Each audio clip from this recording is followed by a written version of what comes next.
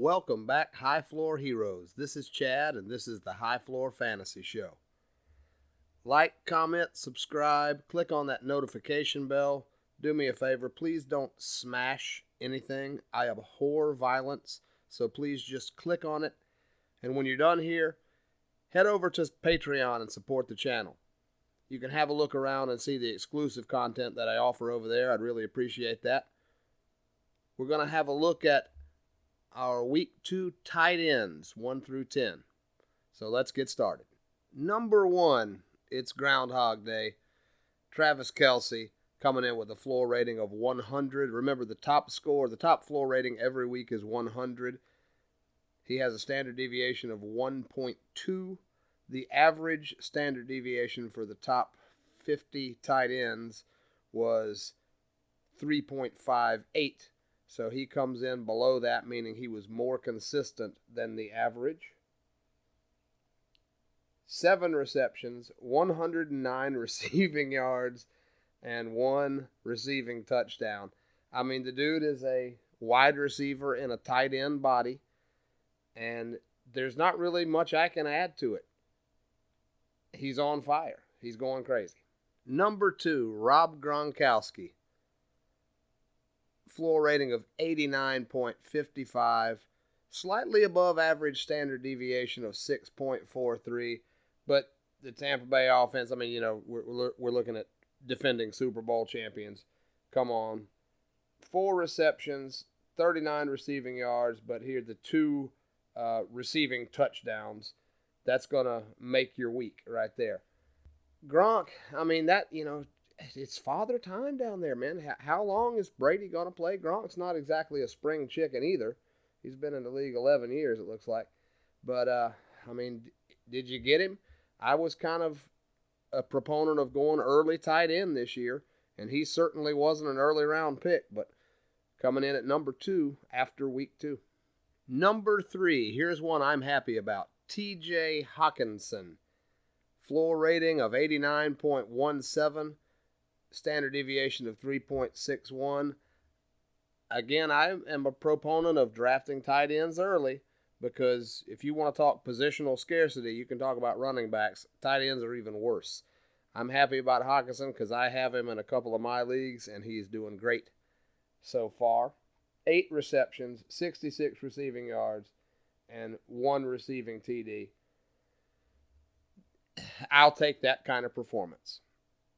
I think he's the shining star, perhaps DeAndre Swift on Detroit as well, but I'm perfectly happy with Hawk. Number 4, another guy I'm happy about, Darren Waller, Las Vegas. Floor rating of 59.72. I have him on a team as well. He is the least consistent of the bunch here in the top 10. Standard deviation of 10.61. 5 receptions, 65 receiving yards. Yeah, his point differential between week 1 and week 2 is pretty huge. But he's still basically the number 1 receiver on that team. So if he can keep it up and maybe work on this consistency issue, he's a guy that it's good to have in your arsenal. Number 5. This one is a bit of a surprise. Noah Fant from Denver. 51.24 floor rating. Unbelievably consistent year to date. 0.78 standard deviation.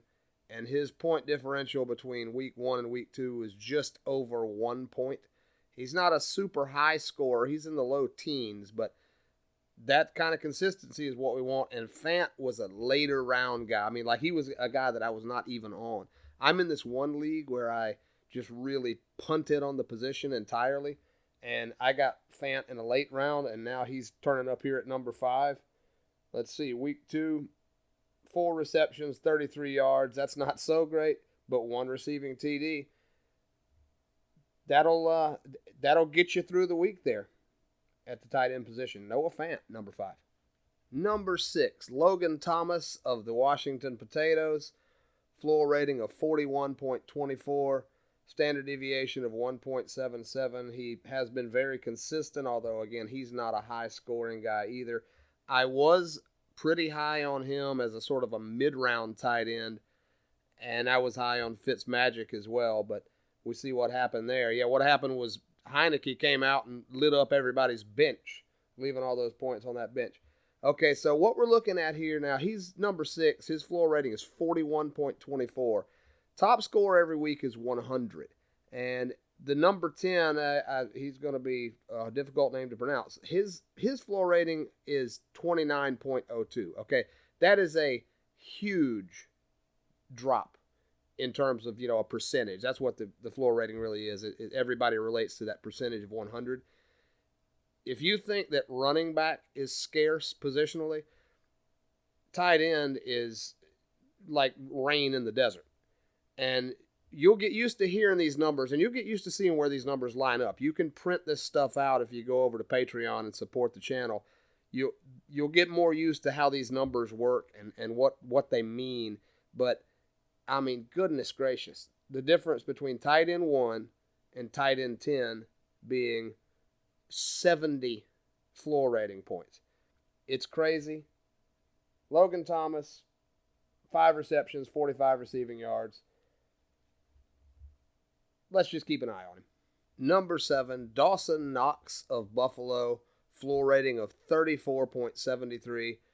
He has been consistent, standard deviation of 1.13.